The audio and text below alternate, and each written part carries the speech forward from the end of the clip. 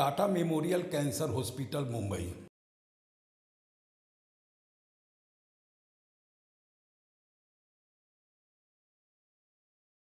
इसमें कोई शक नहीं कि भारत में कैंसर के इलाज के लिए मुंबई के टाटा मेमोरियल कैंसर हॉस्पिटल पूरी दुनिया में विख्यात है।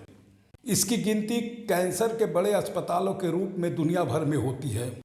यही कारण है दुनिया भर के कैंसर पेशेंट इलाज के लिए पहुंचते हैं। इस अस्पताल में अत्याधुनिक उपकरण सहित उच्च कोटि के इंफ्रास्ट्रक्चर तो है ही, हाईली क्वालिफाइड विश्व प्रसिद्ध तथा मरीजों के लिए समर्पित डॉक्टरों तथा मेडिकल स्टाफों की लंबी चौड़ी टीम है और मरीजों की रात दिन सेवा कर रही है। यहाँ यह बता दें कि कई लोगों का मानना है कि यह अस्पताल सरकारी है और यहाँ मुफ्त में कैंसर का इलाज होता है।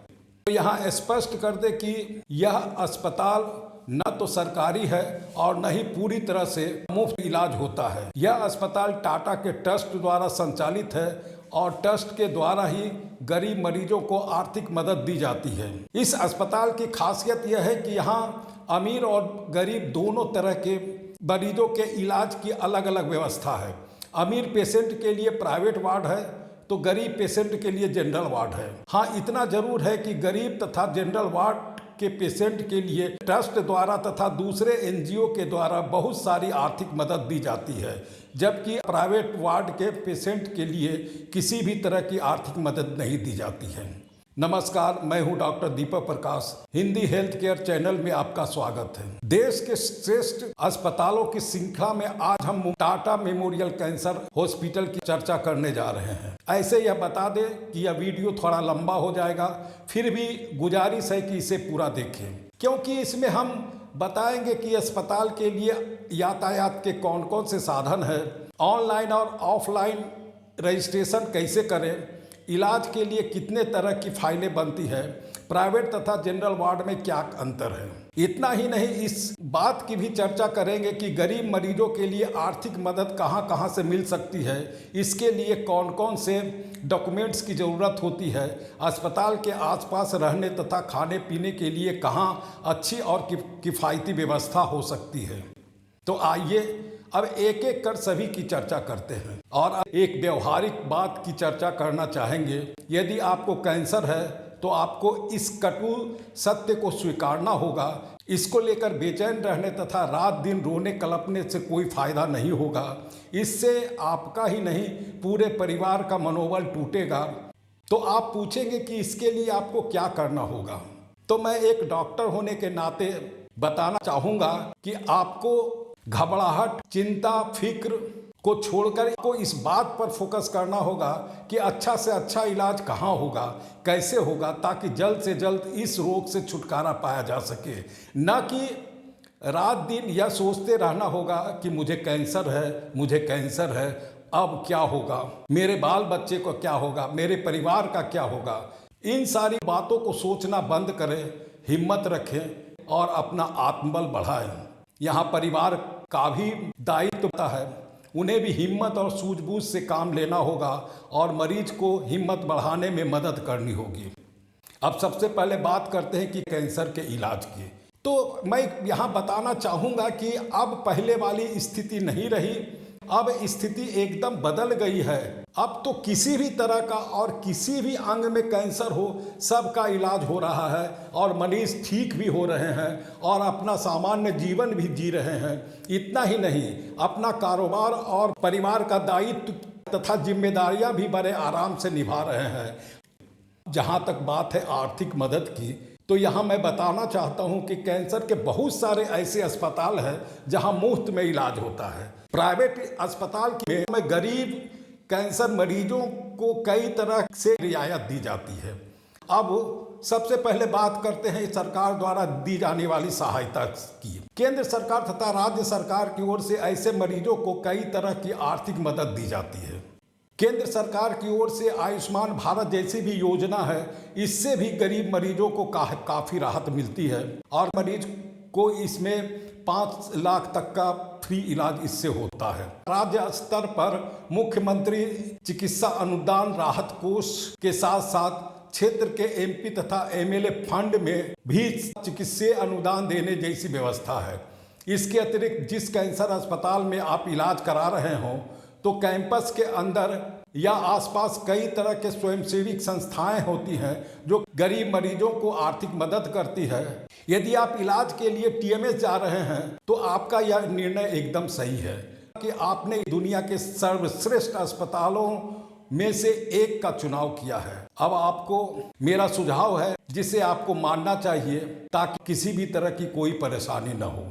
पहली बात यह है कि आप अपने साथ कम से कम एक पढ़े लिखे समझदार तेज तर्रार तथा जिम्मेदार आदमी को जरूर साथ ले लें जो आपको हर तरह से सहयोग ही न करे, आपकी तरफ से किसी भी तरह के फैसला लेने में सक्षम हो। दूसरी बात कि आप अपने साथ वे सारे सामान जिसका सेवन आप नियमित रूप से करते हैं जैसे डायबिटीज, अस्थमा, थायराइड आदि की दवाइयाँ साथ में रख लें। इसके साथ रेफरल लेटर सहित वे सारे कागजात तथा डॉक्यूमेंट्स जैसे का आधार कार्ड, पैन कार्ड की मूल तथा xerox, Ayushman card, passport size की फोटो, वीडियो या एसडीओ से आप आय प्रमाण पत्र की मूल तथा जेरोक्स कॉपी, नौकरी में है तो सैलरी स्लिप अपने साथ रख। इनकी जरूरत मरीज के रजिस्ट्रेशन, एनजीओ तथा ट्रस्ट से आर्थिक मदद के लिए अप्लाई करने के समय जरूरत पड़ सकती है। तीसरी बात, यदि आपको किसी भी तरह की सर्जरी, एंजियोप्लास्टी, बाईपास सर्जरी या बायोप्सी हुई है तो उसकी भी मेडिकल रिपोर्ट, बायोप्सी के block, ultrasound, CT scan, MRI आदि की रिपोर्ट रख लें। चौथी बात यह है कि आपको पहले से भी कोई बीमारी है जैसे डायबिटीज, हाइपरटेंशन है और वह कंट्रोल है तो उससे भी संबंधित प्रिस्क्रिप्शन तथा दूसरे कागजात अपने साथ रख लें। इससे आपका ट्रीटमेंट जल्दी शुरू होगा और आपको मुंबई में ज़्यादा समय तक रुकना नहीं पड़ेगा। अब बात करते हैं कुछ ज़रूरी इन्फॉर्मेशन की कि अस्पताल का वर्किंग आवर सोमवार से शुक्रवार तक सुबह 9:15 बजे से शाम तक होता है। शनिवार को दोपहर 2:15 बजे तक ही खुला रहता है। रविवार तथा केंद्र सरकार के हॉलीडे के दिन अस्पताल बंद रहता है, जबकि आपातकालीन सेवा 24 घंटे चालू रहती है। इसलिए आप ओपीडी में दिखाने जा रहे हैं तो इस बात का जरूर ख्याल रखें। और अब कैंसर पेशेंट के लिए ट्रेन तथा फ्लाइट में मिलने वाली सुविधाओं तथा साधनों की चर्चा करते हैं। यदि आप मुंबई से बाहर के हैं और ट्रेन का टिकट कटाने जा रहे हैं तो आपको यह ध्यान रखना होगा कि आप वैसे ट्रेन की टिकट कटाएं जो दादर रेलवे स्टेशन पर रुकती है, क्योंकि रेलवे स्टेशन से 2 किलोमीटर से कम की दूरी है। पैदल भी यदि वहां जाएंगे तो आपको 10 से 12 मिनट लगेगा और यदि बस या टैक्सी से जाएंगे तो मात्र 5 से 7 मिनट में आप वहां पहुंच जाएंगे। जबकि छत्रपति शिवाजी रेलवे स्टेशन से टीएमएच की दूरी 42 किलोमीटर से भी अधिक है और टैक्सी का किराया आपको 500 से 700 रुपये से ज़्यादा लग जाएगा। और एक बात और कह दें कि दादर स्टेशन के बाहर आपको टाटा के ही सेमी डीलक्स बस मिल जाएगी। वह मात्र 5 से 7 रुपया में आपको टीएमएच पहुंचा देगी। ट्रेन में कन्फर्म टिकट मिलेगी और कैंसर के मरीज को किसी भी तरह का किराया नहीं देना पड़ेगा और उसके साथ एक अटेंडेंट को भी आधा किराया लगेगा और उसका भी कंफर्मेशन होने की संभावना 90% से ज़्यादा होगी। यदि आप फ्लाइट से यात्रा करने जा रहे हैं तो कैंसर पेशेंट के लिए फ्री यात्रा की सुविधा है, अटेंडेंट को यह सुविधा नहीं है। क्योंकि कैंसर एक ऐसी बीमारी है जिसका इलाज लंबे समय तक चलता है। कीमोथेरेपी चल रही हो, रेडियोथेरेपी चल रही हो या फिर दोनों साथ चल रही हो तो पेशेंट को तकरीबन 5 से 6 महीने तक रुकना पड़ सकता है।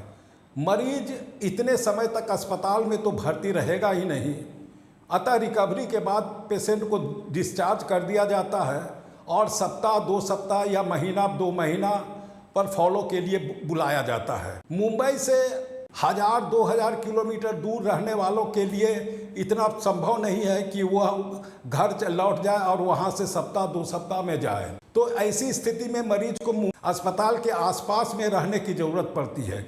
यहाँ पहुँचने के बाद आप शुरू के 2-3 दिनों के लिए अस्पताल के आसपास ही ठहरने की व्यवस्था कर लें। आपको 1200 से 1500 रुपये में आपको रूम नज़दीक में मिल जाएगा।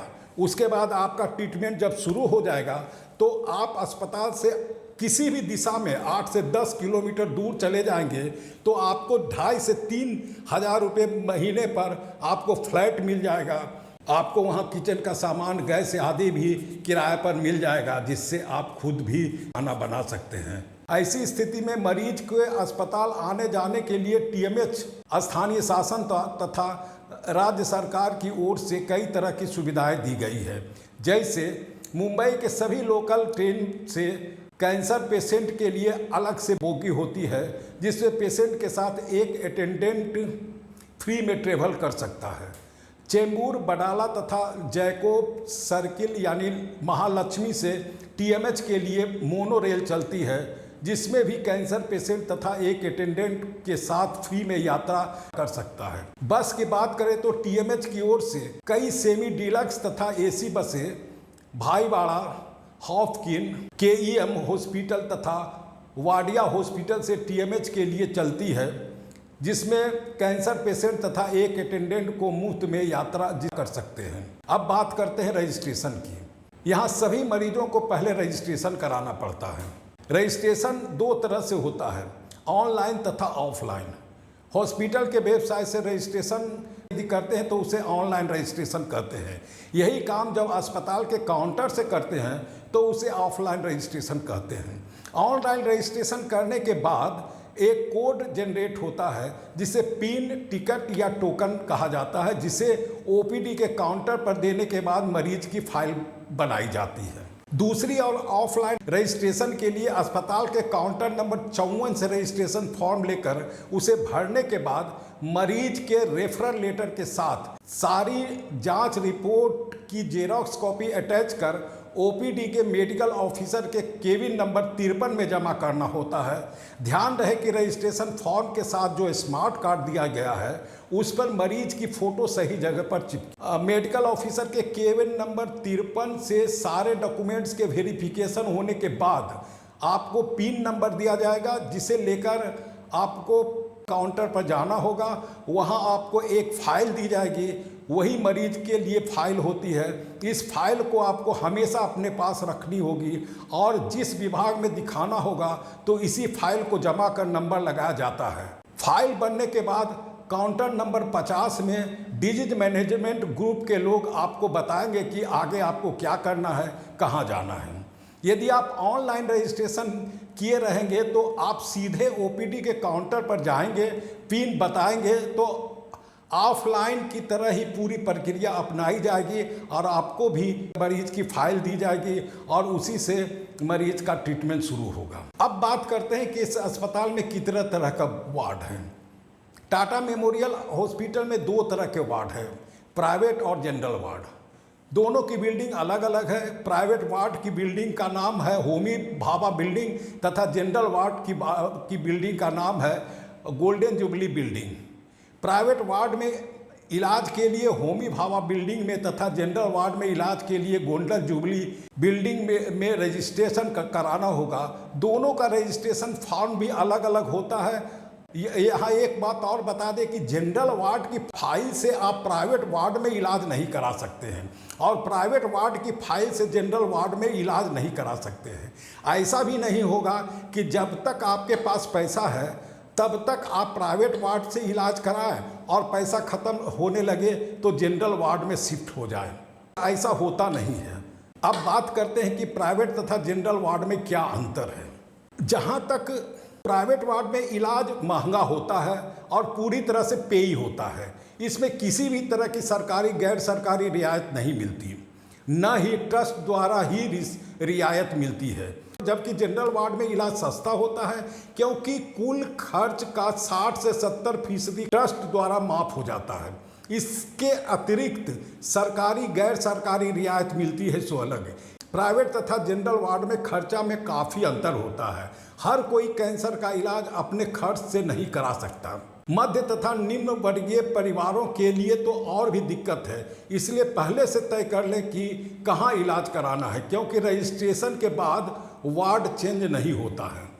कई लोग ऐसा सोचते हैं कि मेरे पास 4-5 लाख रुपए हैं तो पहले प्राइवेट वार्ड में इलाज शुरू करवा ले और जब पैसा खत्म होने लगेगा तो जनरल वार्ड में शिफ्ट करा लेंगे। जेन्युइन कारण होने पर एक आध बार चेंज हो सकता है, उसके बाद नहीं होगा। इसलिए आप पहले से पूरी तरह से डिसाइड कर लें कि आपको कहाँ इलाज कराना है। एक बात और, प्राइवेट वार्ड में भीड़ अपेक्षाकृत कम होती है, इसलिए यहाँ इलाज अपेक्षाकृत जल्दी शुरू हो जाता है। वहीं दूसरी ओर जनरल वार्ड में ज़्यादा भीड़ होती है और इलाज शुरू होने में 20 से 25 दिनों का समय लग जाता है, जबकि प्राइवेट वार्ड में इलाज 1 सप्ताह से 10 दिनों में शुरू हो जाता है। और दूसरी बात यह है कि प्राइवेट वार्ड में डॉक्टर का रिस्पॉन्स जल्दी होता है, लेकिन जनरल वार्ड के मरीजों में रिस्पॉन्स में थोड़ा टाइम लगता है। जनरल वार्ड के मरीजों को अटेंडेंट नहीं मिलता है, जबकि प्राइवेट वार्ड के मरीजों को अटेंडेंट मिलता है। यदि आपके पास बीपीएल कार्ड, आयुष्मान भारत आदि का कार्ड है तो आपके इलाज में जनरल वार्ड में काफ़ी सहूलियत होती है। टाटा मेमोरियल हॉस्पिटल ट्रस्ट का लाभ उठाने के लिए आपको ट्रस्ट के पास कुछ डॉक्यूमेंट्स जमा करना होगा। जैसे पहला कॉस्ट सर्टिफिकेट, यानी कि आपके मरीज के इलाज में तकरीबन कितना खर्च होगा, इसको कॉस्ट सर्टिफिकेट कहते हैं। यह सर्टिफिकेट आपको वहाँ के डॉक्टर ही देंगे। दूसरा, मरीज के फाइल के पहले पेज का जेरोक्स आपको निकालना होगा। इसके साथ आधार कार्ड, राशन कार्ड या वोटर आईडी कार्ड का जेरोक्स भी लगाना होगा। उसके बाद बीडीओ एसडीओ द्वारा बनाया हुआ इनकम सर्टिफिकेट का जेरोक्स भी आपको लगाना होगा। यदि पेशेंट या गार्जियन सर्विस करते हैं तो उसके सैलरी स्लिप का जेरोक्स के साथ मरीज का पासपोर्ट साइज का फोटो देना होगा। जब पेशेंट का इलाज शुरू हो जाता है तो इतने सारे डॉक्यूमेंट्स लेकर ट्रस्ट में जमा करना होगा और उसके बाद आपके सर्टिफिकेट के मेरिट के अनुसार आपको कितना रियायत मिलेगी ये उस पर डिपेंड करता है। कितना माफ होगा, कहाँ नहीं जा सकता, ऐसे 60 से 70% तक माफ हो सकता है। फाइल बनने के बाद आपको एक कार्ड दिया जाएगा जिसे स्मार्ट कार्ड भी कहा जाता है। यह एटीएम कार्ड की तरह काम करता है। इसमें आपको पैसा डलवाना पड़ता है, क्योंकि इस अस्पताल में किसी भी काउंटर पर कैश नहीं चलता है। इसी कार्ड से पैसा कटवाना पड़ता है। यदि आप जनरल वार्ड में इलाज करा रहे हैं तो शुरू में 5 से 7 हज़ार तथा प्राइवेट वार्ड में इलाज करा रहे हैं तो 40 से 50 हज़ार कार्ड में भरवा कर रखें। यदि कम पैसा रखेंगे तो बार बार आपको पैसा डलवाने के लिए दौड़ना पड़ेगा और काउंटर पर जाना पड़ेगा, लाइन लगनी पड़ेगी। यहाँ यह बता दें कि अस्पताल में सभी के सभी डॉक्टर काफ़ी बिजी तथा क्वालिफाइड होते हैं और रात दिन आपकी सेवा में लगे रहते हैं। यहाँ यह बता दें कि अस्पताल के सभी तरह के मरीजों की इलाज का व्यवस्था है। अब आप पर डिपेंड करता है कि आप पैसा देकर इलाज कराना चाहते हैं कि बिना पैसा का इलाज कराना चाहते हैं। आपके पास पर्याप्त पैसा है तब भी आपका इलाज होगा, कम पैसा है तब भी यहाँ इलाज होगा, और आप नहीं इलाज कराने का खर्च है तब भी आपका इलाज होगा। अंत में यदि आपको यह वीडियो पसंद आया हो तो लाइक करें, शेयर करें, और मेरा यह चैनल पसंद आए तो इसे सब्सक्राइब करें। और यदि आप चाहते हैं कि आधुनिक चिकित्सा से संबंधित नई नई जानकारियाँ समय समय पर मिलती रहे तो बगल के बेल आइकॉन को अवश्य दबा दें।